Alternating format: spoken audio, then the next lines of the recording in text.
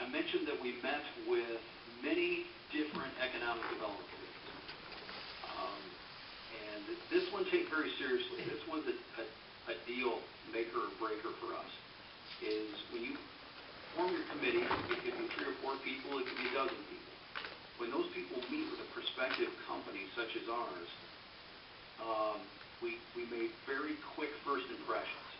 The group either was cohesive and cooperated and knew each other, or they were really dysfunctional, and it was really obvious to us that they only got together when they had to. They really didn't know each other very well and didn't have a common purpose. Okay, it's kind of like meeting a new customer. If the different folks in the room don't seem to know each other, you got to question, why would I deal with this company?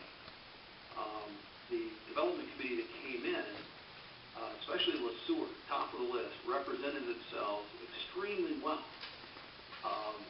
They weren't overly polished. They weren't all dressed nicely. It was just they were direct and they were honest. They knew each other by first name, and they knew what each other did in the community.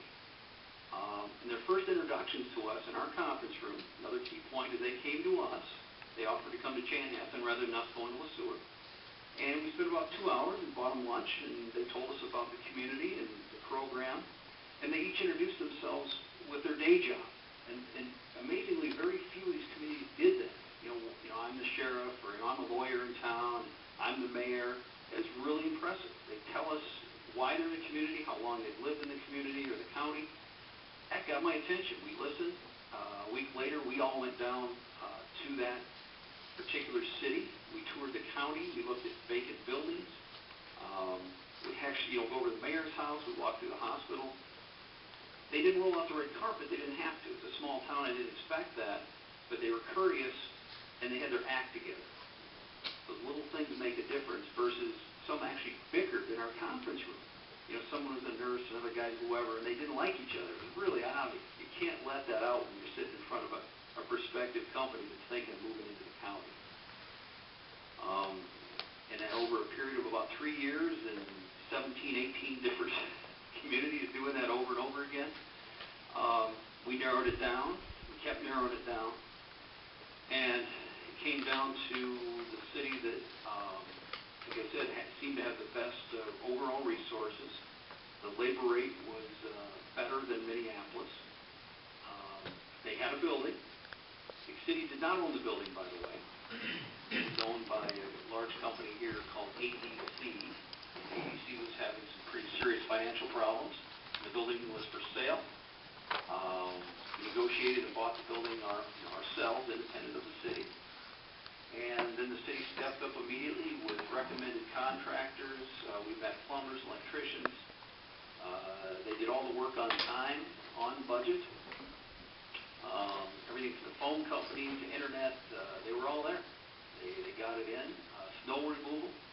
Any call I made, from mowing the grass to I need a new phone line, they had somebody available for me. They gave me a name, a phone number, and by God, they came out and plowed our parking lot.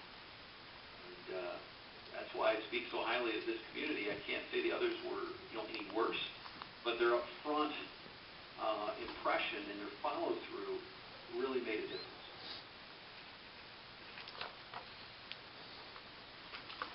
Any of that make any sense? Yes. Very much so.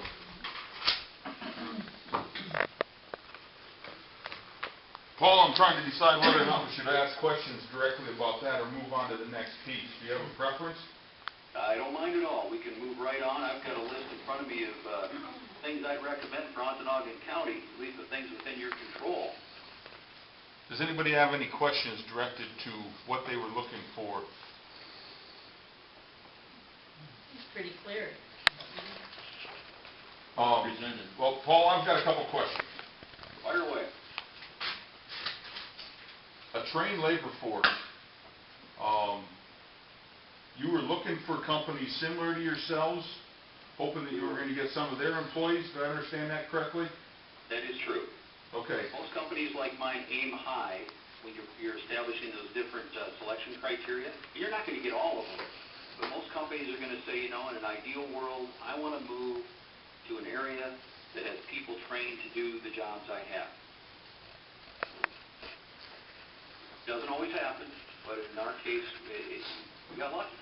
We actually found a company that was down and out, and we hired their probably, 30? In the first month, 30 of their ex-employees that were trained to build electronics, believe it or not.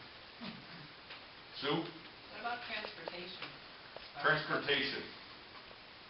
Yeah, transportation for us, for example, proximity to an airport isn't that big a deal. Proximity to a highway is. So in our case, if a UPS truck can't get there to a loading dock, we do 18-wheeler loading dock shipments in and out every day, then that would take you off the list.